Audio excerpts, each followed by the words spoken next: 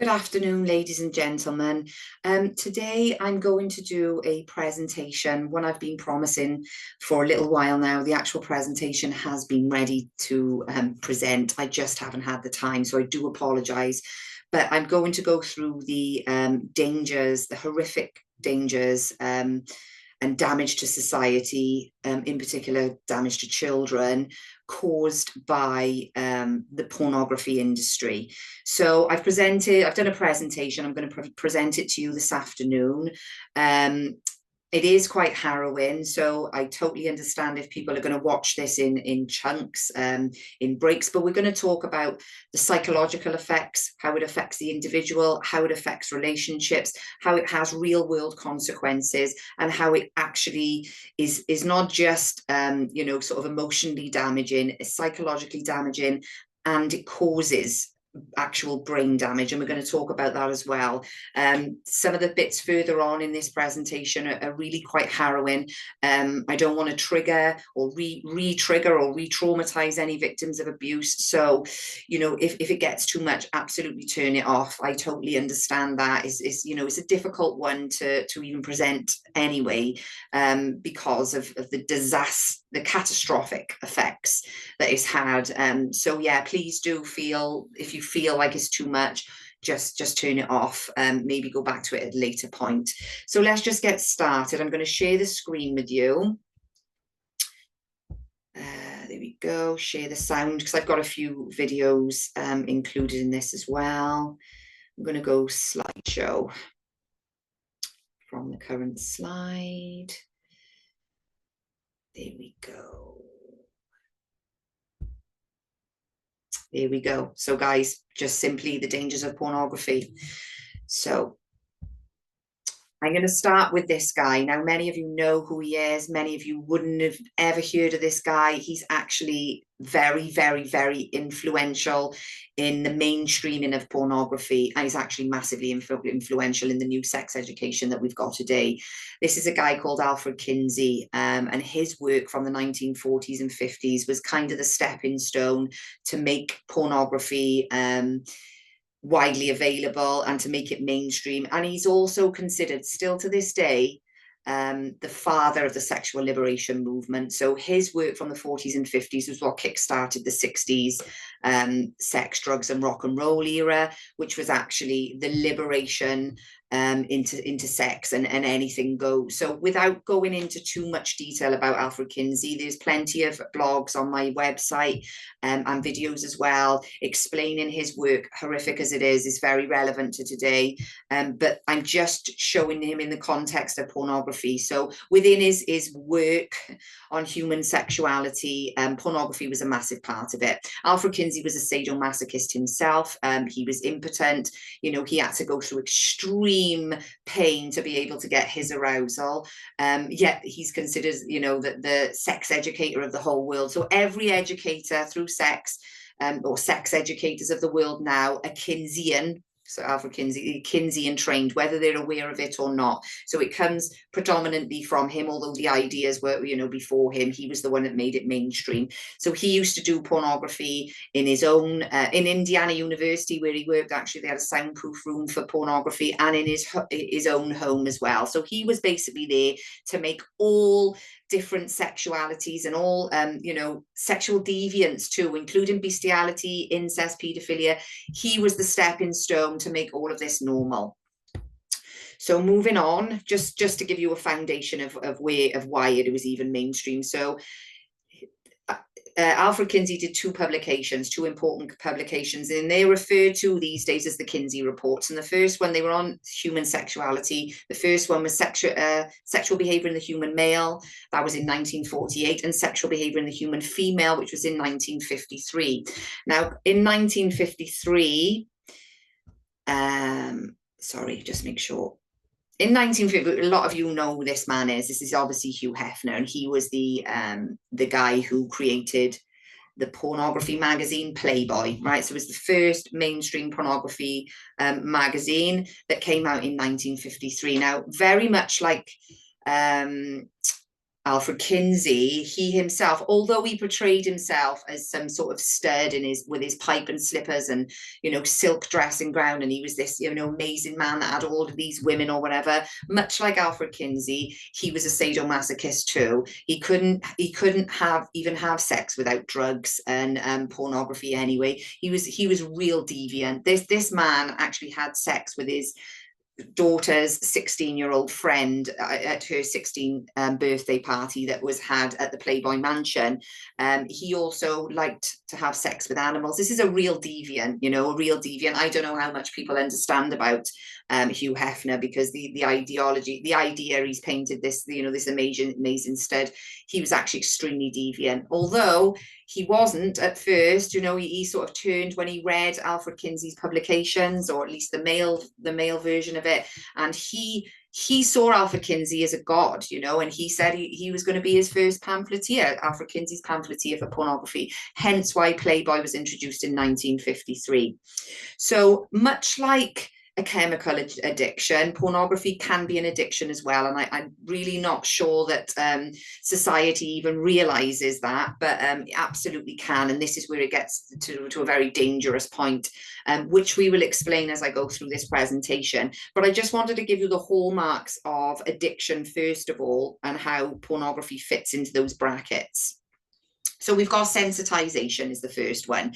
So this is the distinction between the large wanting part of the brain and the relatively small liking part. So all constant dopamine hit after dopamine hit is going to cause that. It basically numbs the reward center of the brain, right? So it causes the liking part of the brain to become numb. So basically people are watching pornography without even liking it anymore, much like people take drugs without even liking it anymore, because that part of the brain has been completely overstimulated and hijacked. That's what we call sensitization. Then we've got desensitization, which a lot of you will be absolutely familiar with. This is where, you know, after you've watched exactly the same with violent films, you know, the more you watch violent films and play violent video games, the more normal that is to you. So whereas before, if you saw somebody having their head blown off with a gun, you know, you would cringe and wince, and, you know, naturally that's a natural response to it. Now it just means absolutely nothing. This is exactly the same as pornography too. So the more desensitized you are, the more you need to consume more porn more often. But not only that, it makes you deviate from the norm. So for example, it starts off as a topless model in a magazine. It's never going to stay there, because your tolerance is going to be built just like a chemical addiction. So when you're addicted to a drug, you're always chasing that high. So you will need more of that drug more often to maintain that high. It's exactly the same in pornography. They run across the same neural pathways. So basically it pushes the consumer away from the norm and pushes them to extreme genres of porn. And this is why we have really sick, twisted genres of pornography. And I mean sick and twisted, including children, including infants at this stage now. It's got animals, incest porn. It's become so deviant because of this desensitization. Nothing is arousing for it anymore. Obviously, again, the numbed pleasure response resulting from too much dopamine hit after dopamine hit after dopamine hit. You've hijacked it, right? So that's what happens. Just going to quickly explain the Coolidge effect as well. This was an experiment that was done on rats and then humans. So basically what they did is they had a tank full of female rats on heat, and they put a male rat within those female rats. And the male rat mated with every single female rat on heat within that tank until it was absolutely exhausted, and then it just passed out on the floor, even though the female rats were still sort of nudging and wanting more. It wasn't going to move until the person who was conducting the experiment put in a brand new female rat on heat. Once that brand new female rat on heat was introduced into that tank, even though the male rat was absolutely exhausted, it got up and mated with that. And that was very similar that carried on with the rats. When they did it with humans, what they did was took healthy volunteers who weren't, you know, addicted to pornography in any way. They basically showed them the same image over and over again. And this was for men and women. And then they started to lose that arousal. It didn't even take that long, really. They were and then once they'd lost arousal, they quickly changed, without telling the participant, they quickly changed the scene to a stronger scene, you know, something a bit more than a woman being topless, you know, a full on sex type of thing. And immediately men and women their arousal came back, right? So showing you that after a while you just become desensitized to it, so it's not going to arouse you anymore. Hence why people deviate from the norm. And this goes into child pornography as well, unfortunately, which we'll talk about a bit later on. Here's a little clip from the Kinsey syndrome. This is actually about Alfred Kinsey. When I see the guy at the beginning that I told you, he was the one who made pornography mainstream. Listen very closely to Clarence Tripp. This man really is disgusting as well, actually. But he was Alfred Kinsey's filmographer and photographer. Just listen very closely to what he has to say. When Kinsey first hired me to do pictures, he said, I want to warn you of something. As soon as we get you to photographing sex every day and paying attention to sex right, left, and center, pretty soon nothing will turn you on. Nothing in the area, nothing visual will turn you on, because you'll lose all those sensitivities. As he immersed himself ever deeper in human sexuality, the effects on Kinsey were becoming difficult to hide. Torn between the demands of his public image and his private sexual needs, his behavior became increasingly self-destructive. A strong association developed in him that in order to have sexual pleasure, he also had to pay for it in pain. Kinsey, on one occasion, circumcised himself with a pocket knife without anesthesia or anything else. That, to me, is an act of a desperate man. It's an act of a person whose private boundaries are starting to erode.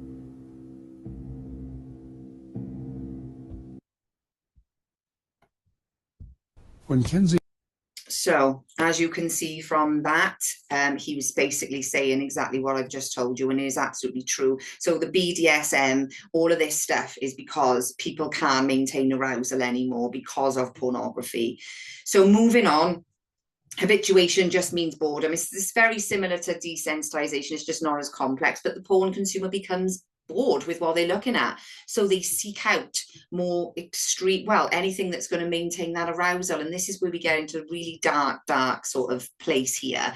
There's another video I just want to show of, is it this? Yes, it is this. It was a documentary I watched called I Married a Paedophile. This is an actor here who's playing this guy. Now, just to give a little bit of background, a little bit of context, this guy was middle upper class. I can't remember what, he had a very good job. You know, he had a wife and he had 2 daughters, teenage daughters, very, you know, well-respected guy, normal guy up until this point. And then he was found with child pornography on his devices. Now, this guy didn't actually offend, but he did have child pornography on there. And I just want, it's only a 20-second clip. I want you to listen to what he says, listen very closely. These are the things that people don't sort of pick up on when we're talking about sexual offending or child pornography, you know, is the connection between pornography. But listen to him very carefully, what he says. And you had a problem with porn probably 10 years ago. And at the time I was just looking at normal adult material, but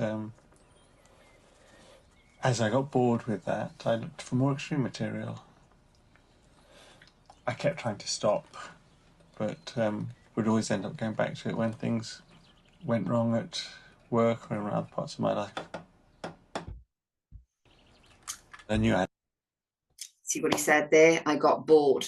And this is a common occurrence actually with pornography, and this is why it's so dangerous, so I'm going to go into a bit about what it does to the brain. So basically, not only does porn correlate with hypofrontality, right? It causes hypofrontality. And all this means is less than normal prefrontal cortex.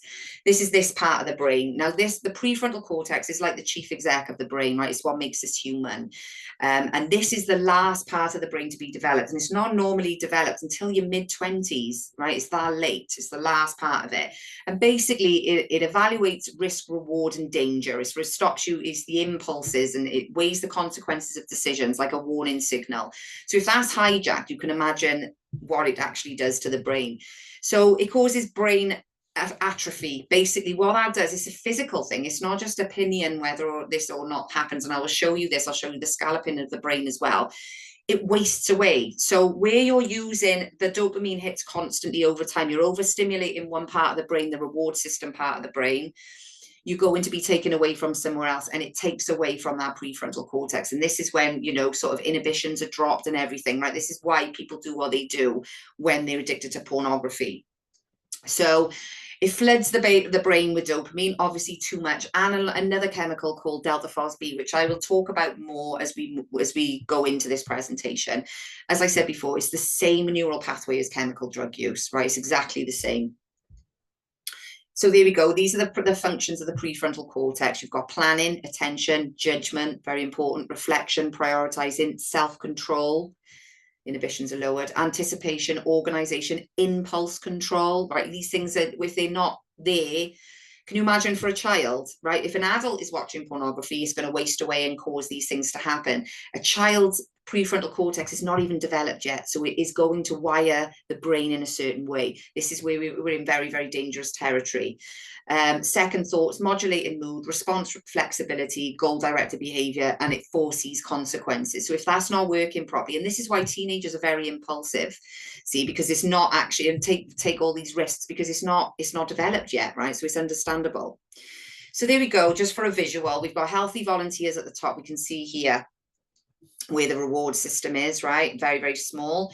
In compulsive pornography users, we can see how that is obviously the mass there is a lot greater, showing how there's, you know, constant movement going on, right? It's overstimulated, and this is why it's bigger in a pornography user than it is in a healthy volunteer. Here we go. So we've got a brain on the left here, which is a normal, healthy brain, right? And then the brain in the middle. I don't even know what that says. It's either cocaine or heroin, but it's very similar for cocaine and heroin. And we can see there that it's quite scalloped and damaged. I don't know how many of you realize, but on the right is the brain on pornography. You can see how much damage and how scalloped that brain is, even compared to the drug addict's brain. That's how dangerous it actually is. And we're going to watch a video in a second. After I've spoken about this, and it's actually a doctor explaining that in more detail. But the other thing is that whenever an addiction occurs, is a malfunction stress system, right? Now, small amounts of stress are actually good for us. We need that because it puts us in the right way. You know, if we're in a situation, we need to, you know, be able to understand that situation and sort of put us into action to get out, you know, if it's a dangerous situation or whatever. So it is healthy in those ways, but obviously it can be overridden, and it is. So they did studies on cortisol, which is obviously the body's natural steroid, right? And what they did, in a normal system, when there's too much when enough cortisol has been built, the body will stop producing it.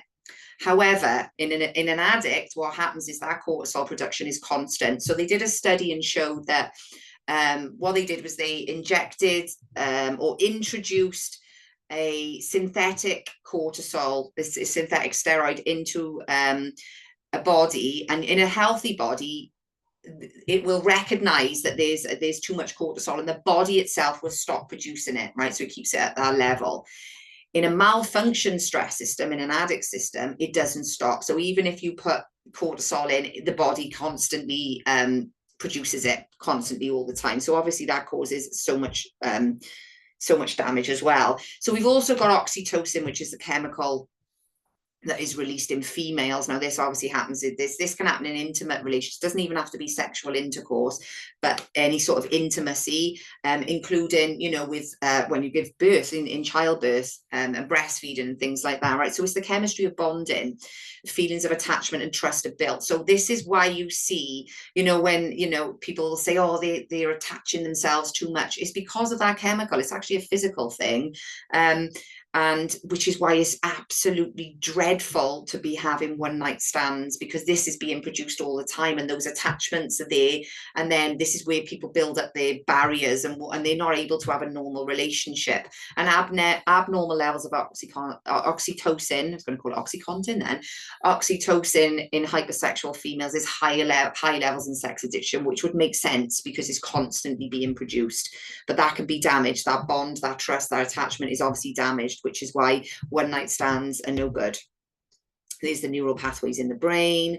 So neuroplasticity, the brain can change itself, right? Responding to outside stimuli and experiences. And I think we all know this now, and it actually creates neural pathways, right? So when, for example, if you're learning to swim or you're learning a new instrument or whatever, right? The more you do it, the more efficient you become, because the more those pathways are basically built, the stronger they become, the more you do something, right? That's what, when we get our dopamine hit, say from, we make the perfect swing, golf swing, we had a hole in one, right? That's going to release dopamine. It's also going to release delta phosphate, what I was talking about earlier, right? And that delta phosphate is what makes us remember how to do it. So obviously it's a good thing, but it can be hijacked. And with dopamine hit after dopamine hit after dopamine hit through pornography, the more that people are watching it, the more stronger the pathways become, right? So you can imagine what would happen in a child who hasn't even got their brain wired properly at the first instant. It actually wires it in a certain way, and that is extremely,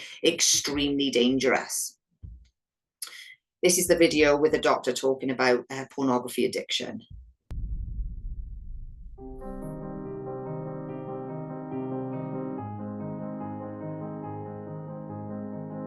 Through research, and especially through SPECT scanning, we show that it's a brain problem, because we actually see that there's areas that are overactive or underactive. You get this rush of adrenaline, so he gets that high, that whether it's masturbation or whatever it is that gets him to that point. But then you have this, just say like cocaine, after it's over though, you'll see this decreased blood flow again to the prefrontal cortex.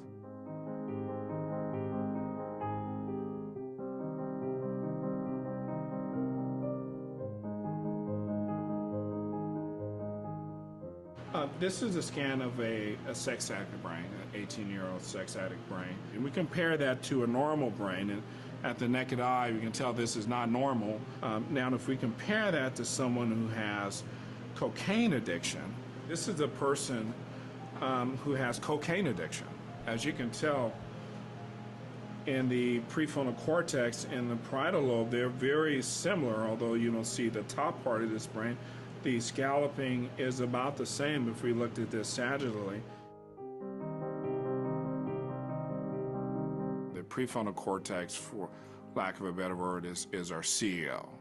It really controls every other aspects of the brain. So the whole front part of our brain, this is what makes us human in general. Usually in sexual addiction, there's some low activation here. Our CEO drops off, we don't make good decisions. Normally in naked eye, you can tell that this is not particularly normal or healthy.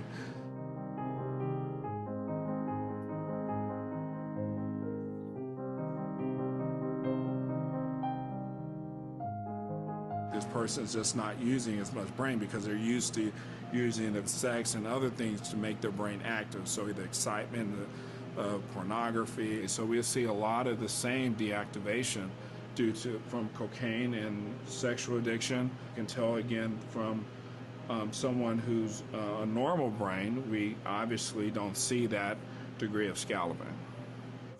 It takes over the mind.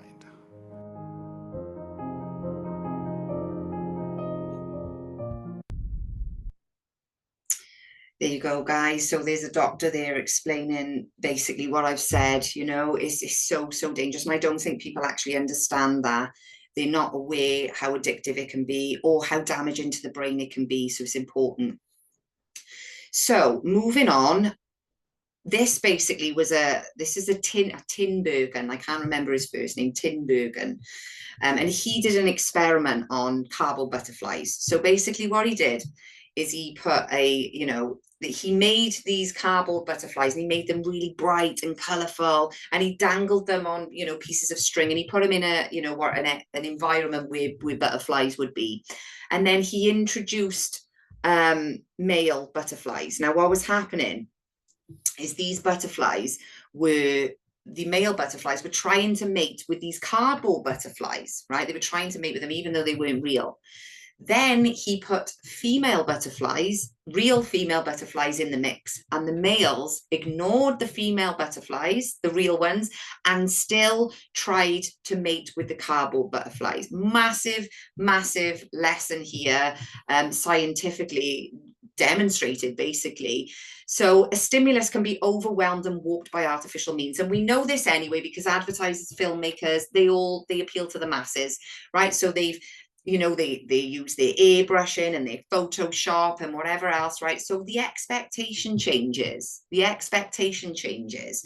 So the normal stimulus, so your wife, for example, becomes less interesting by comparison to the porn star in relationship to pornography.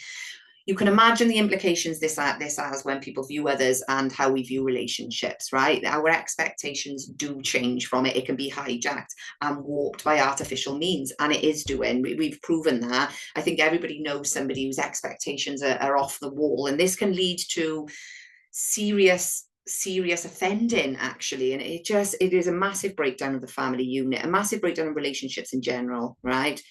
So I'm going to speak now a little bit about how it affects the individual, how porn affects the individual.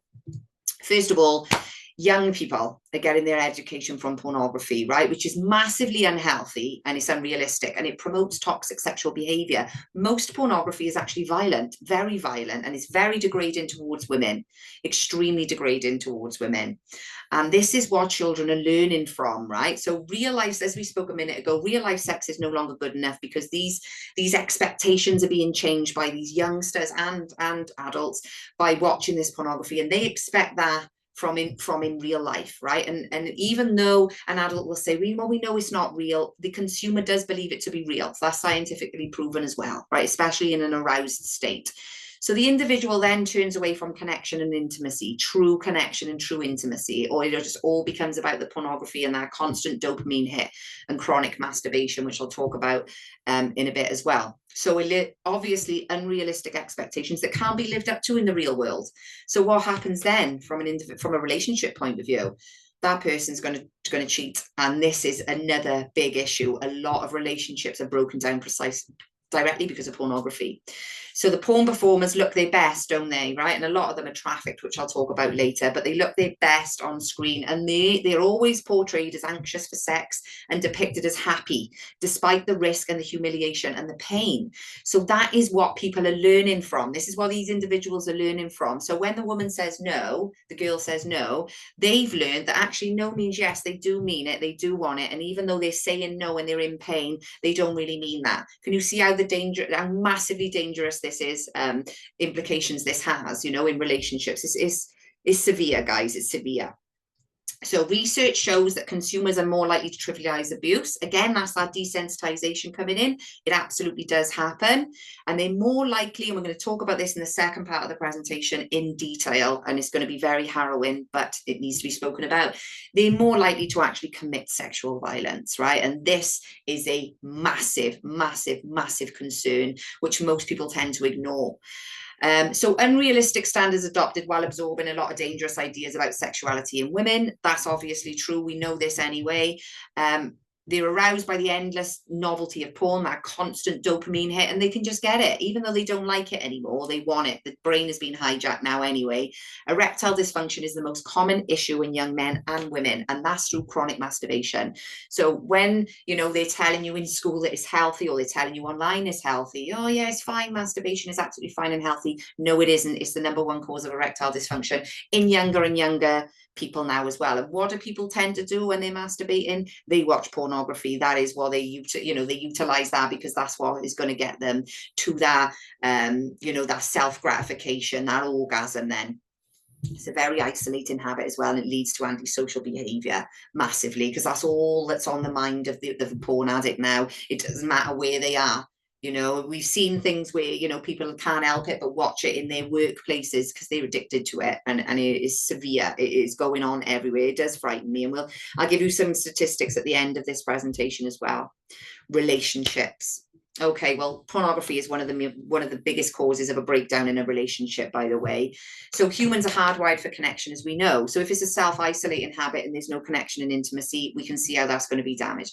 Less dedication to partners, higher rate of cheating, obviously, because the expectations have changed. They've been introduced to this. Perhaps their partner doesn't want to be humiliated, doesn't want that pain, doesn't want to do that risky behavior. So they believe they deserve better, and they will cheat. And this is where the family breakdown comes as well, because they're quite quite happy to do that. Sex, they put right up here, and they're saying, if you're not having sex like a porn star, then you're missing out. And this is what happens, right? And it happens constantly. And the partners of porn consumers suffer terribly, obviously, with anxiety. They feel less than, they feel degraded, they feel they're not good enough, they feel ugly, you know, wondering what they've done wrong. Is there something wrong with them? It causes depression, it causes all sorts of things like that. But the porn consumption can make you very, very selfish. You know, it's all about sexual gratification. It is all about sexual gratification. And women feel pressure to play out scripts, even if they're dangerous. So that the husband then, or the partner, has looked and seen these really unrealistic things that are going on, and they want to force their partner into doing that to get that same arousal as they had from watching it, right?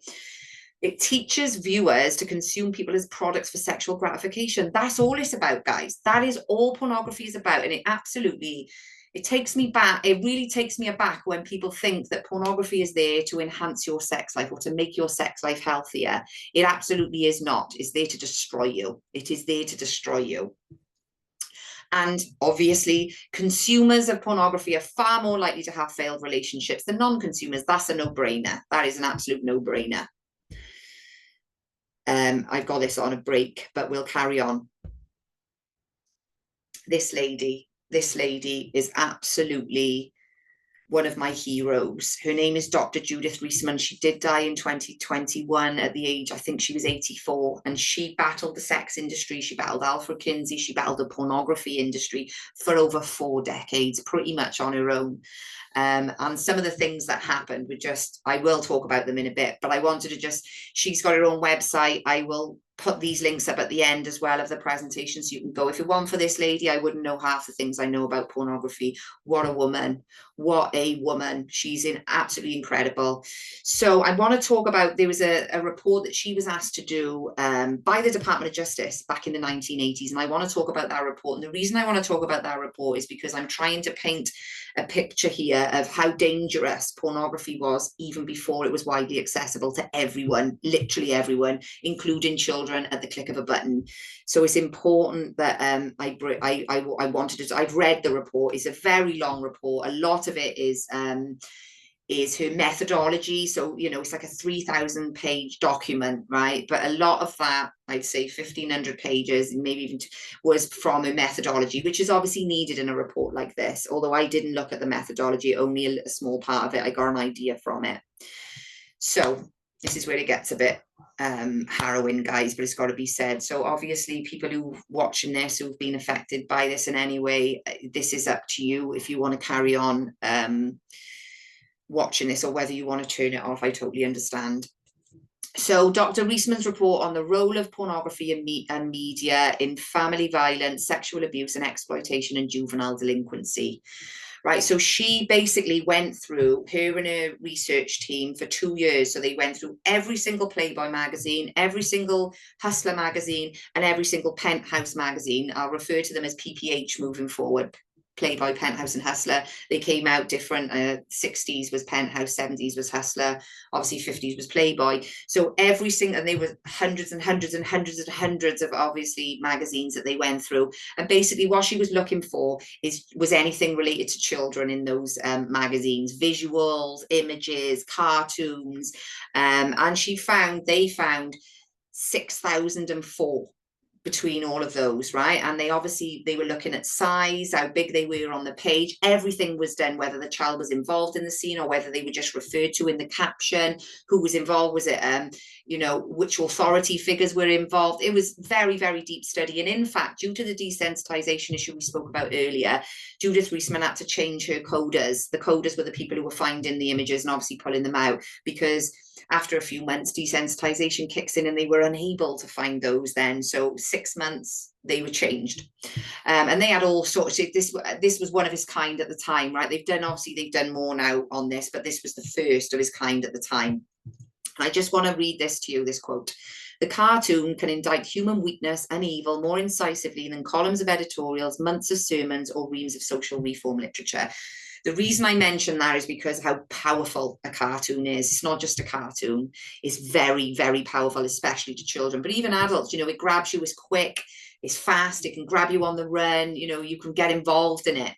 So Judith Reisman came up with a 5-step model, which what she would call child magnet. So, just to go back as well, it wasn't just children that she was using. She also coined the term pseudo children. And basically those were pictures in the porn magazines of, I say adult females, some of them probably weren't actually, but supposedly adult females, but dressed like children, you know, with bunches in their hair and in school uniform and pigeon-toed with a lollipop, you know, very dangerous thing to do, that is, which we'll talk about in a minute. So the 5-step model for the child magnet. Draw, and we know this from children who copy Spider-Man, for example. You know, they're running around shooting out their webs and whatever because they get so involved with inside that cartoon. So it draws the child's attention. Obviously, being a cartoon is very colorful or whatever. Then it involves the child in the scene, whatever that may be. The child approves of that scene, processes in this mind, and then imitation is recommended. So like I say, you know, when they're doing their Batman imitations or their Spider-Man imitations, and they use a lot of fairy tales and cartoons. So Santa was a massive theme running throughout these publications.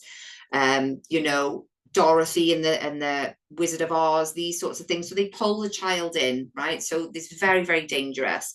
And the effect of sexualized cartoons of children and fantasy heroes is really confusing and distressing. And I'm going to just give you an example of that. So, you know, if you're reading one of those magazines and there's a scene there, it's supposed to be funny, Father Christmas, you know, with an infant on their lap, obviously doing something which, you know, is trying to titillate the reader, but is borderline paedophilia and obviously abuse, right? So in that moment, say he's a father to his children, in that moment, perhaps he had dressed up as Father Christmas at some point, right? And at Christmas time, and had that really nurturing experience with his own children, right? And now you've lumped in the sexual side of it, which is arousing him. Can you see how that can cross over psychologically? And this happens very much so with vulnerable adults, and there's many of them. It'd be confusing and distressing, and this is why we've got a high rate of predatory behavior and child sex abuse. Nothing can be as enriching and satisfying, I can't see that word because to child and adult alike as the folk fairy tale, communicating in a manner which reaches the uneducated mind of the child as well as that of the sophisticated adult. Applying the psychoanalytic model of the human personality, fairy tales carry important messages to the conscious, pre-conscious, and the unconscious mind on whatever level each is functioning at the time, right? And we know this. So, for example, the break between, so at the very beginning in Playboy, they depicted Dorothy and the Wizard of Oz as just, you know, having big breasts. By the late 60s, early 70s, they were depicting Dorothy having orgies with you know, the Tin Man, the Straw Man, and the Lion, being urinated on, you know, anal sex, these sorts of things. This is how the desensitization is kicked in from the very beginning. It was always meant to be that way. As horrific as it is, guys, you can see why.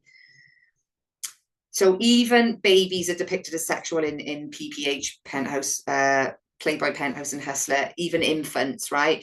There's never any, she found nothing at all. They were always depicted as being sexual or accidents, or they were murdered. Childbirth was never depicted as, you know, a wondrous, joyful event, and it's not going to, because marriage and family was against it. That's not what the porn industry wants. They want you to be free, doing whatever you want to do, having sex with whoever you want. So you know, the nuclear family was the enemy to the porn industry, if you like. So that's why they were depicting babies in this way.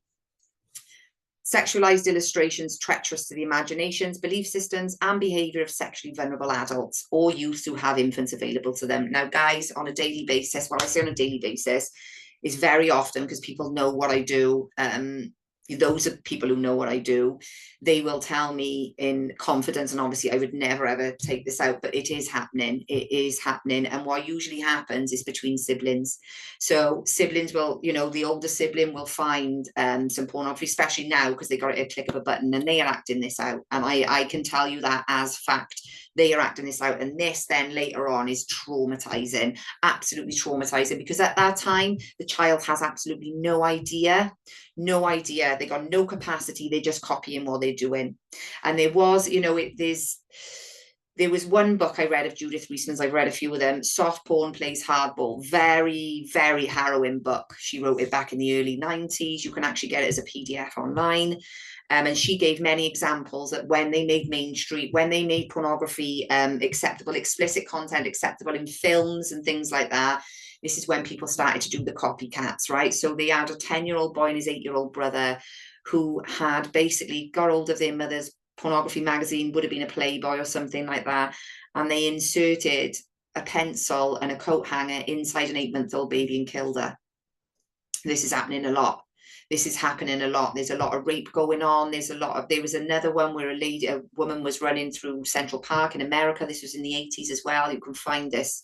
It's actually in one of my porn blogs. I've put a link in there to the article, and just going for a run, and she was basically battered and raped by youths, about 10 youths, right? And this is what they were seeing. This is what they're seeing. Like I say, pornography is mostly violent, so they are copying what they're seeing, and it's catastrophic for the whole world. It really is catastrophic.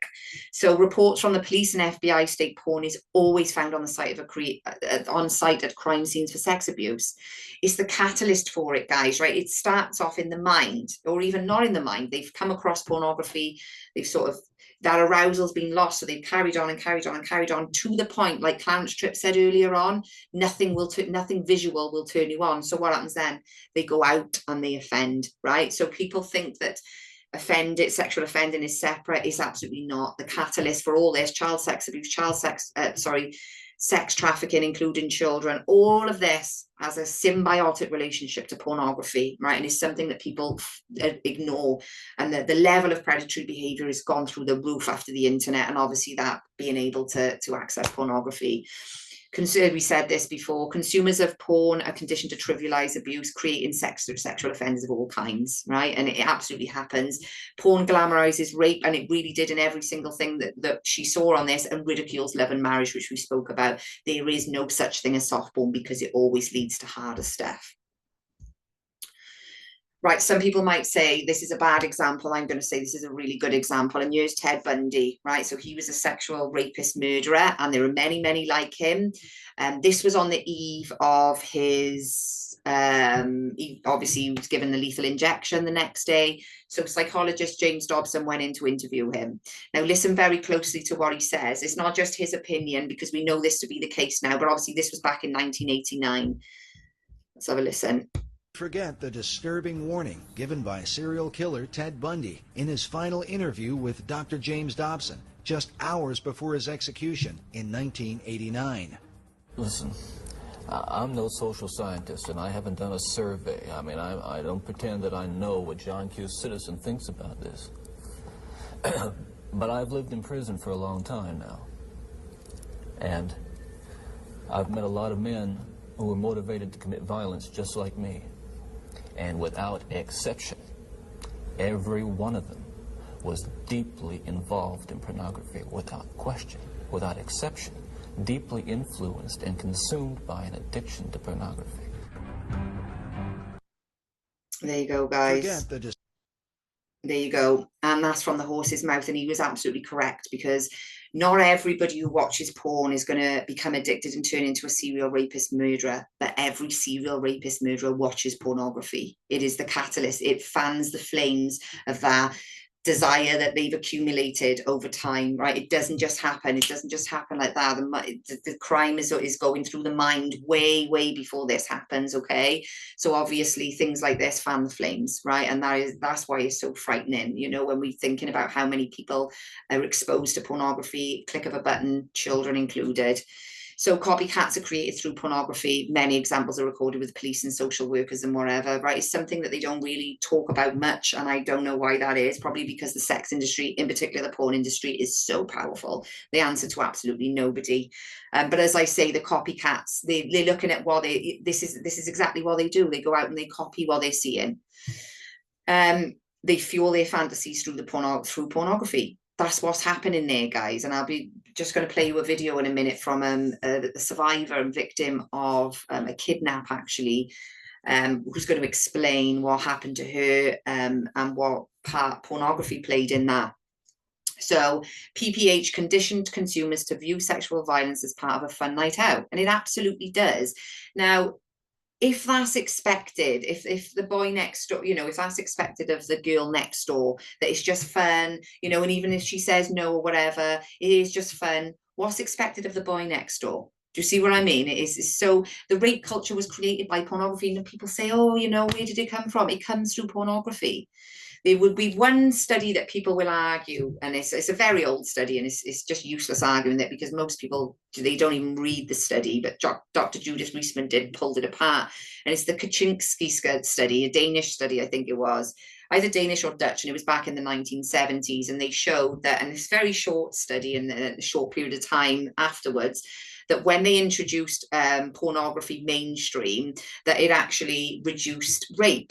Now, what had happened, because it was such a short study, they only followed them for like a few months or whatever, that did happen because everybody was inside watching pornography, but they didn't follow them after that. Once, as we've explained lots in this presentation, once that desensitization kicks in, they're going out to do it. And not only are they going out and offending, it's violent offending. It's much more sadistic than it ever was before. So actually, pornography has created the rape culture.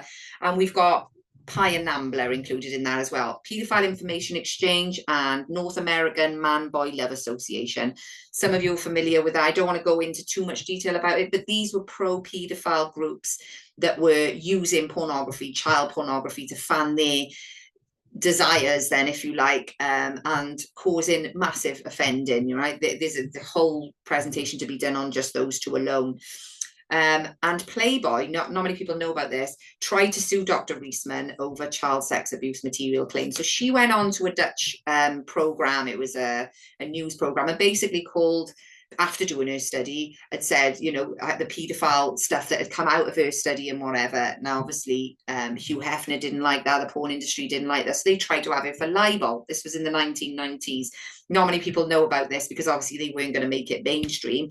But you know what? She was up in front of Congress 5 times to defend her position, right? This is how much they came down. This is how powerful the industry is. Even back then, the porn industry spent between $50,000 and $75,000 per month for 3 years to try and shut Dr. Reisman up, and she still won. She still won. And when she was exonerated, nobody heard about it. In fact, I don't even think not many people know that there was even a court case. So she was their enemy of the sex industry massively, because she was showing you how deviant it was, showing you how much it basically runs along child sex abuse and paedophilia. Right, this is a very harrowing video. So people who are involved in the porn industry, not just those who are porn stars, which most of them are trafficked anyway, we'll talk about that in a minute, but those who were editors of, and cartoonists and whatever. And this was the cartoonist, or one of the head cartoonists for the porn magazine Hustler. His name is Dwayne Tinsley. I want you to have a listen to what happened here, if I can press play. But by far the most disturbing collection comes from Larry Flint's Hustler magazine.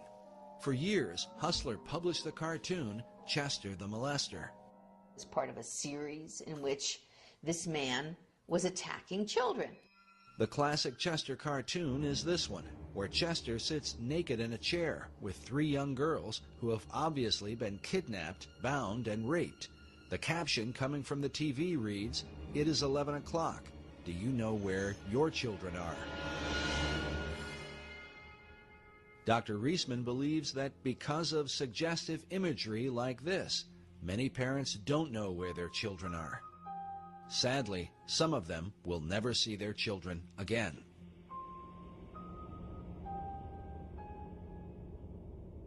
Chester the Molester was the invention of Hustler's head cartoonist, Dwayne Tinsley, shown here in the 1985 documentary, Rated X, where he explains the character of Chester. And Chester's the character that I do for the magazine. You have this dirty old guy that would do anything to trap a young girl. When you say young girl, how young do you mean? Well, at that particular time, he was after the younger ones, 10, 12. His idea is that he wants to get all little girls. look again carefully at this disturbing image, where Chester is writing information on a notepad, almost as if he were recording data like one of Kinsey's pedophiles. First of all, if he's going to trap a little girl, you know, the idea for him would be to knock her out or something. I don't know. I mean, he didn't have to actually use a club or a bat. He could have smacked her, but just the idea of the bat is a little goofier. Would better than a baseball bat. I mean, it was just always with him. He was going to hit the little girl over the head with, trap her, hit the little girl with his club, and drag her off to his lair, as it were. Whether she was going to have fun or not, it was never established. This same attitude seems to have carried into Tinsley's own life. 4 years after appearing in this documentary, Tinsley's daughter would testify in court that she had been repeatedly raped by Tinsley himself. In 1989, Dwayne Tinsley was tried and convicted as a child rapist, in part because of the research on his work done by Dr. Reisman. There's just no question at all that those cartoons that we showed, that they showed the jury, were absolute evidence of the crimes he had committed on his daughter, as testified by his daughter. During the trial, the jury was shown one of Tinsley's cartoons, which depicted a father molesting his teenage daughter. The caption reads, "Gee, I'd love to go to the drive-in, Tommy, but my dad has some, extra household chores for me tonight." In court, Tinsley's daughter claimed that her father showed her this cartoon and said to her, "This is you and me." But by far...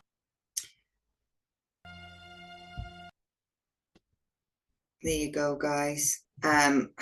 Obviously, it is what it is. He was arrested, and that is what happened. And when you got these people constantly working at this, you know, it's obvious that they're massively desensitized, and this is what he did to his own daughter, and yet porn is glamorized as if it's, you know. So we're just going to move on to sex trafficking now. Obviously this can happen in so many different ways. It's not just by force. It is by force in a lot of cases, but it's by fraud and coercion. A lot of the times people are thinking they're going to be modeling, and they sign contracts they're not even allowed to see, and they end up in the trafficking system. The porn industry is so powerful, it really does answer to nobody, right? Because you've got sexual blackmail in there as well, which I'll talk about in a minute briefly. But it's so powerful, it answers to absolutely no one. And we'll look at some statistics a little bit later on as well. The consumer will never know if they're watching traffic victims, but what you're doing is enabling it. You know, some of these people got guns to their heads, you know, literal guns to their heads when they're doing this too, you know.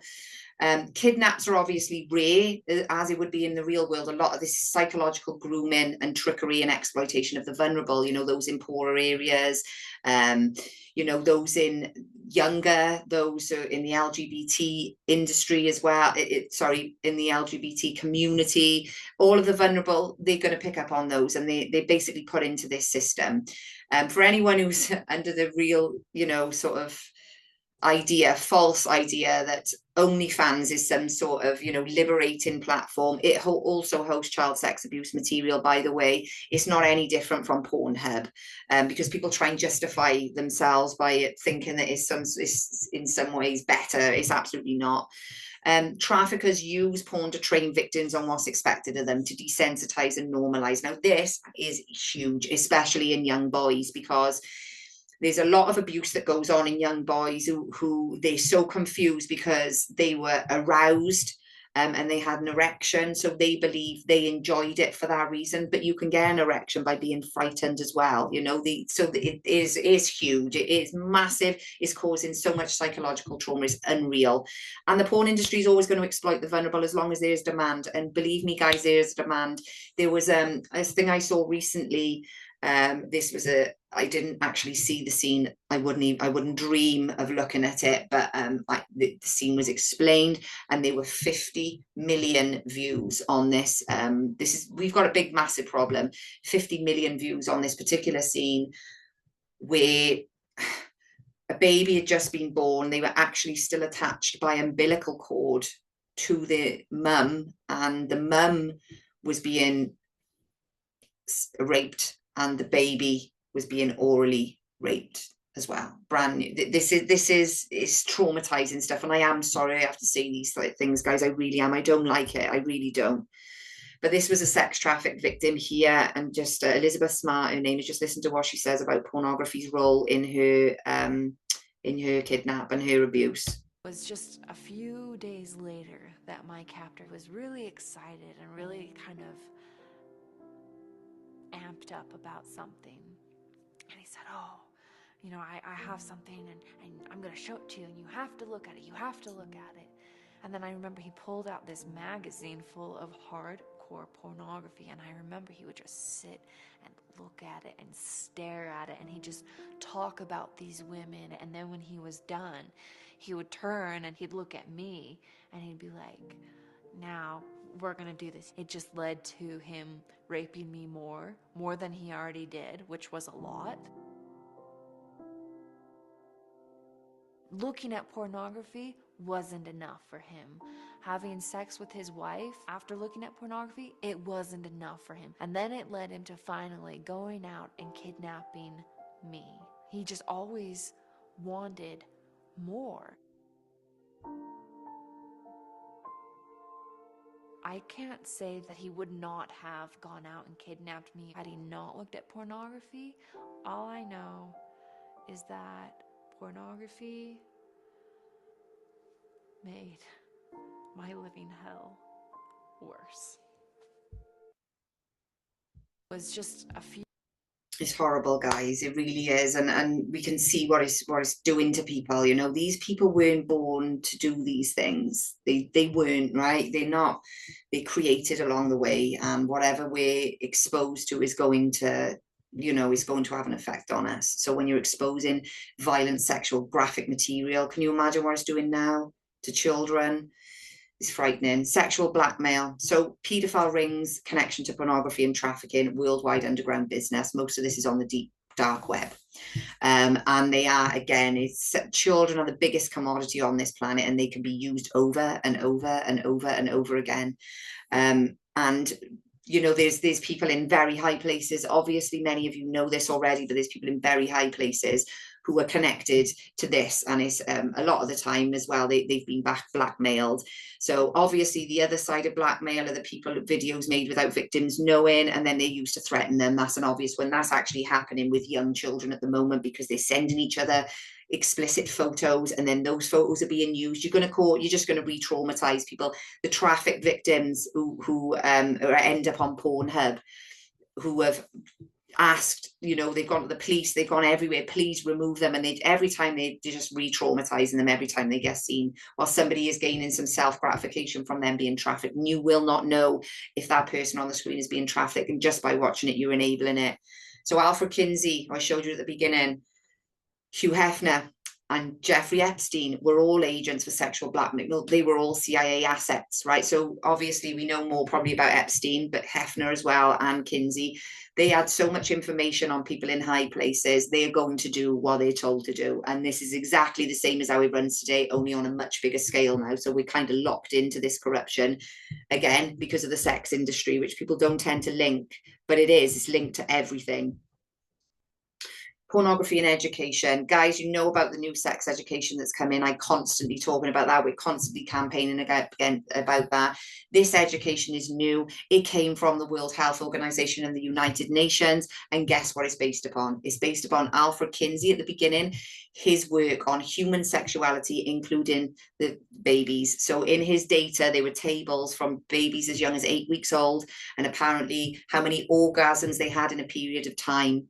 Right, so basically the sexual abuse and torture of little infants all the way up to 16 is used as apparently proving that we're sexual from birth. And these were done by paedophiles, no less. And this is in a science publication that has managed to get itself, well, it would do, because that was the intention, into the classroom. This is why I'm constant with this, and why the girls are constant with this, why we do what we do, because we know where it's come from. It has nothing to do with safeguarding your children. This sex education is a very, very sex positive education. So whereby most people think that they're teaching, you know, the dangers of pornography like I'm doing to you now, absolutely not. And I'm going to give you some examples of this. They're encouraging porn consumption, right? And they're even telling you, you know, which types of porn do you like? BDSM? Do you like gay porn? Do you like like this porn, or, you know, sort of transvestite porn. It is just disgusting. It ignores all the dangers, all the dangers. The only thing they say about it is it's not real. That's it. And we've discussed a lot of these dangers already, and it promotes dangerous sex. And I'm going to show you some examples here. This was from the report that Miriam Cates had put into Parliament 2 years ago on this new sex education. And these are some of the things that were pulled out from the resources, right? So here we've got, basically, they're talking about anal sex. So this is to 12-year-olds, and I'm just going to read. Of course, relaxing is easier said than done. Try and talk about it before it happens, so it's not such a shock. Read up about it and see if it's something your partner is down for. Make sure you are both down for it, and if you're receiving, make sure you want to try rather than feeling pressured or because your partner wants it. Breathe, breathe, breathe. The key to enjoying anything that goes in your butt is to be relaxed. Your anus tightens when you are nervous, even in a non-sexual setting. And if it's tight, there's no hope. If you do still try, it's going to hurt. Start small. Don't go straight into the full-on penis in butt sex. This is 12-year-olds, mind. That will be a little bit of a shock. Play with your partner or by yourself with toys or fingers first. Get your body used to something going in instead of things just going out. Most importantly, take your time. If it hurts at any point, stop. Further advice is given on lube, pegging, mess and control, and includes a direction to sex toy sales. This is what is going on in your children's schools, right? I hope I don't get too triggered trying to say this. I'm trying to keep this as professional as possible. So that's anal sex for your kids. Includes the following advice to RSE teachers. It can be a good idea to leave feelings until last. Here you can emphasize, this is to the teacher, that love and affection are often important parts of good sex, but not always. For others, good sex is quick, rough and anonymous. You can also explore the fact that some people enjoy feeling pain during sex, which is often referred to as a kink or BDSM. As with all sexual practices, what matters is that sex is consensual and that partners are able to listen and respect each other's wishes and desires. When they're teaching about consent, especially to young children who don't have the capacity to consent, you can see where this is going to go wrong. The grooming process is basically going on in schools. This is horrendous, guys. This is actually from the person who wrote the report. This is not a resource, so this is their concerns. This document has shown, this was at the end of the report, some of the results are indeed truly alarming, absolutely agree, including the promotion or incautious introduction of trans identity, anal sex, pornography, sex toys, group sex, masturbation, drag shows, choking, explicit imagery, surrogacy, kink and BDSM, with poor judgments about what is age appropriate, legally accurate, ethically sound, developmentally safe or culturally acceptable to British families. How many of you even know what's going on in there? Seriously. Oh, they tell you how to choke each other during sex safely, by the way. They don't tell you not to do it because it can actually cause death. It just explains how to do it. In order to properly choke your partner, apply pressure to the carotid artery. The carotid artery runs down the throat to the chest. The point that you want to strike is gently below your partner's jawline, closer to the ear than the chin. Why do we like choking? During choking, your brain is being starved of vital oxygen, which can induce a lucid yet semi-hallucinogenic state and may cause you to fade in and out of consciousness and may create a feeling of euphoria. The high that people experience soon after is due to the release of oxygen flowing back and the body exhaling. With an exhale, there is a release of dopamine and serotonin that can lead to a nice sensation as the body tries to recover itself. Can you actually believe it? Do you know how many people, there's thousands of people die from asphyxiation annually from this. In fact, the paedophile sex offending drag queen that was found dead in Cardiff last January, that's how he died. He was giving somebody a blowjob and he choked on that penis and died. And that's why they shut it down. First of all, they tried to make out it was a homophobic attack. Once they realized what had happened there, they just shut up about it. But that is exactly what happened. These are some things that I've taken from Facebook, right? They've taken from people that have commented on my posts and whatever. And I just wanted to give a few examples of what's going on in the classroom. So here, my 9-year-old granddaughter was shown a pornographic cartoon. We just explained how powerful a cartoon is. Just because it's cartoon doesn't make it child friendly. Teaching girls to masturbate, 9 years old. My daughter had already written letters of non-consent and they still did it. She's taken the matter further now. My granddaughter was so upset and crying at her desk and asked to leave the classroom, but the teachers, groomers, refused to let her out and forced her to sit there sobbing. That's non-contact child sex abuse, that is. Imagine that being what if that child had been abused and you've re-traumatized their abuse. I'll give you an example of that as well. I've got a friend who works in mental health services in Scotland. She's worked there for 24 years, and she gave me a statement the other day. And basically what had happened is she'd had a referral for a 12-year-old boy. This 12-year-old boy had been sexually abused when he was younger, and the abusers were known to him. They actually went to prison. So when he was, after this had happened, he'd had lots of therapy and whatever else, you know, he'd been looked after, and they were in and out of therapy. He was in and out of therapy, and he was actually getting better. And then he went in and had an RSE lesson, and it brought everything back, and he's now bedwetting and having night terrors and nightmares again. And the sole purpose for that referral was that RSE lesson. On the other side here, we've got a special needs child who actually doesn't speak. She's so severely mentally ill she can't speak. So Lady of One at Max's special needs group showed me how a 9-year-old with extreme special needs iPad has had the word vagina added to her vocabulary board since September by the school, and now all she does is make the iPad say vagina over and over whilst pointing to her own private parts. I witnessed her doing myself. She is asking her iPad to see her teacher's vagina. So what do you think is going to come up? That's going to bring up a porn scene of a teacher, I can guarantee you. The girl can't speak herself. She can only squeal. She also can't walk. So she's that vulnerable. So rather than just focus on the things that really matter to this poor girl, they're teaching them about vaginas. It's absolutely insane, really. Another one, morning love, just a message to brighten up your day more. Just been told by my nip at school that a 4-year-old girl has taken another 4-year-old girl out the back room in the nursery, pulled her knickers down and fingered her. They had to take the girl to Cardiff to be checked over. Police, social services, all involved. Not one message off the school mentioning anything, just hushed over. So when you say it's not happening in my school, they're hushing stuff over. They're not telling the parents things that are going on because they don't know what to do in that situation. And none of them can seem to make a connection between what they're actually teaching these kids as well as what they're seeing in society as a whole. Right, so it's not just the school, it's society as a whole, but the school is obviously not helping by making this compulsory, mandatory from age 3 for this sex education that comes from paedophile policies. It comes from paedophiles. The raw data of it comes from paedophiles because apparently we're sexual from birth, therefore we should be experiencing sexual pleasure. Does that sound dodgy to you? 2 weeks ago in Germany, they did decriminalize child pornography. It's now a misdemeanor. So when I say they're normalizing this and we will accept it soon enough, this is what I'm saying. It's taken a long time to get here. I'm going to give you some statistics now, guys, to finish off. In 1984, records from the American Humane Association show a proportionate increase in sex abuse over 7 years. They increased from 3% in 1976 to 7% in 1982. For the same period, there was also a 123% increase in child abuse from 416,000 cases in 76 to 929,000 cases in 82. In a Michigan report in 1988 of 681 juvenile sex offenders, the average age of the offender was 14. The average age of the victim was 7. Bearing in mind, this is 1988. It's far worse now. Over 60% involved penetration and 93% were acquaintances, friends, family, babysitters of the victims, which is one of the things people really, they see sex abuse and they're like, it's from the dodgy bloke in the park with a Mac on giving out sweets. Absolutely not. The grooming process is the worst. During the Senate hearings on the effect of pornography on women and children in 1984, 1,400 cases of suspected child exploitation, 100%, that's all of them, of the arrested paedophiles, child pornographers and pimps had in their possession at the time of arrest adult pornography. 89% of juvenile offenders are recorded as using pornography as a tool for their crimes. 9 in 10 videos portray violence or sexual aggression. Women are targets 97% of the time. More than 1 in 5 sex traffic victims are children.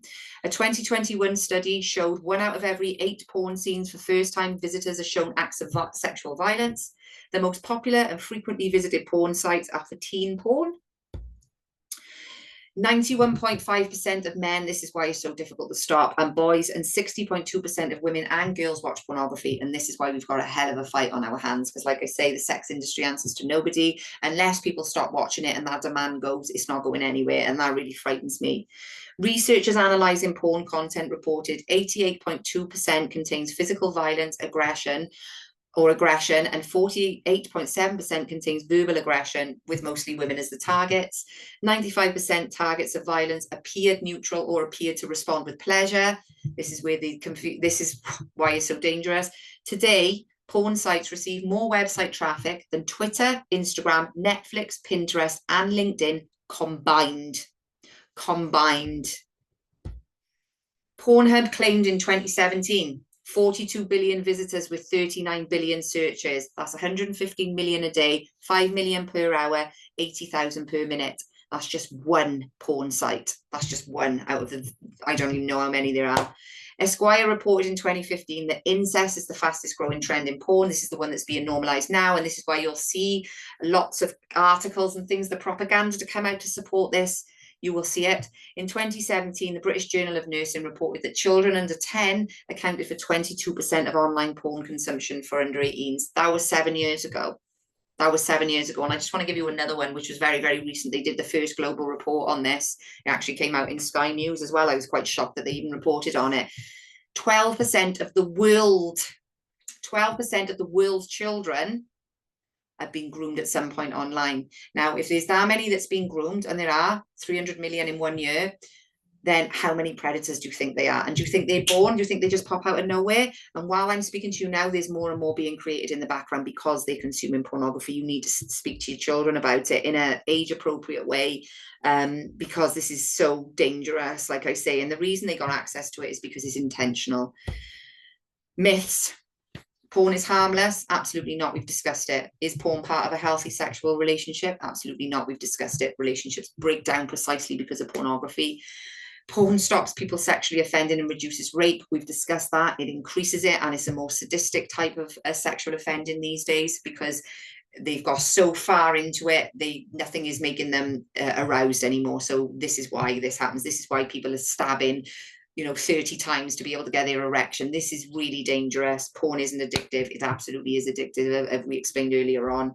There was one video that I accidentally skipped, and I do apologize, but it was the editor of, or one of the editors of, I think it was Penthouse, and he's basically breaking down and telling you how he almost went there, being around all these women all the time and living that lifestyle. He almost committed that when he went under, but then he found God and he found Jesus and he left it and came out of it, and he tells his story. I do apologize. I accidentally must have flicked through. What do we do now? Get informed and inform others. You need to speak to people about this, guys. You need to. I know it's very uncomfortable, and I kind of rushed through this a little bit. I will do it in bite-sized bits, I think, as well, which might help some people, because I understand, that some people don't like watching long things, and I could have gone on and given more examples, but I think you get the gist. I hope I've done this justice. As I say, when I do my bite-sized ones, I can go into a little bit more detail on that, whatever it is I'm talking about at that moment. Use websites to help consumers and addicts of pornography, which I'll give you in a minute. Educate your children on the dangers. Obviously, this is going to be age appropriate. You can't, there is going to be an age appropriate part of this. I say please sign and share the petition, because I've done this presentation a long time ago. The petition ended, guys. It was a government petition. We didn't even get to 1,500 signatures, I'm afraid, which is absolutely devastating, considering this is this is the biggest, most dangerous agenda that is ever landed on this earth, for the reasons I've stated in this presentation. These are the useful links. There's my website there, guys, www.exposingthelie.info. That's where you'll find my blogs on pornography and the videos as well, and on Alfred Kinsey and the sex education. It's all linked together. So, and all the art, everything is linked within them as well. It's all referenced. Then we've got our radio show, www.libertytactics.co.uk. Again, that we speak about this a lot. I speak about the children all the time, actually, and we speak about it. We do 2-3 shows a week. Check us out on there. Then you've got these two, which are pornography. They're good sites to help with addiction to pornography, and there's so much information on there, guys. www.stopitnow.org.uk, www.fightthenewdrug.org, very good website. And then, of course, we've got the lovely Judith Reisman's website, www.thereismaninstitute.org. Have a look at all those, guys, and arm yourselves. This is something we need to be speaking about. We can't be quiet on this. And it's like I say, I understand how difficult it is, and sometimes it feels like I'm hitting my head off a brick wall, because I know how many people are involved and how many people are watching it. Availability, accessibility, affordability, and anonymity of internet porn has had unprecedented negative effects on individuals, relationships, and our culture as a whole. Sex trafficking, sexual offending, and child sex abuse are not separate issues, guys. They all have a symbiotic relationship to pornography. Pornography is the catalyst, and this is why we need to cut the snake off at the head if we're going to save people. Because we are just allowing this to go on. You know, there's not many people paying attention to this, and then they wonder why, you know, and people are left in a traumatized state because, you know, perhaps their children have done, you know, their son has abused their daughter. And even though they've got no capacity, and it happens a lot, teenagers abusing younger children, right? You've got kids abusing kids, you've got kids, they're sexually acting out because we are exposing them to this explicit material that they have no capacity to understand. It's been disastrous, it's been catastrophic for the whole world. It really has, since it's been introduced to mainstream, and it's got worse and worse and worse and worse and worse. The end. Thank you for listening, guys. Like I say, I will do this in short bite-sized bits as well, where I just focus on one aspect of it, so I can give more examples and I can go a bit deeper. I am sorry that I've even had to do this, you know, it's very harrowing, but at the same time, if we're not talking about it, if we're not warning people of real, you know, these are serious dangers, you know, then we're certainly not going to stop any sexual offending, and we're not going to stop it, you know, absolutely anyway, but we can prevent it. And what we're doing while we're ignoring this is allowing our children to become not only victims of sexual abuse, but actually become, you know, abusers themselves. And it's only sort of when it happens to somebody that they want to do something about it. So I just want to say thank you for the ones who stayed on with me through this. I appreciate it. It's very harrowing. And like I say, I will do it in smaller bite-sized parts as well. But if you can just share this on every platform, you know, inbox it, share it wherever you can, for people to become aware and do their own research and look at these things, so that they, you know, especially for people who do watch porn. I am not having a go at anyone here. You know, lots of us have been caught up in the sexual liberation movement at some point because that was the intention. So I'm not having a go at people. I'm absolutely trying to help you. And I know the only way that we're going to stop this is by cutting off the demand. And in order to do that, we need to inform people and expose it. So thank you for listening, guys. I'm going to leave it there, and I will speak to you soon.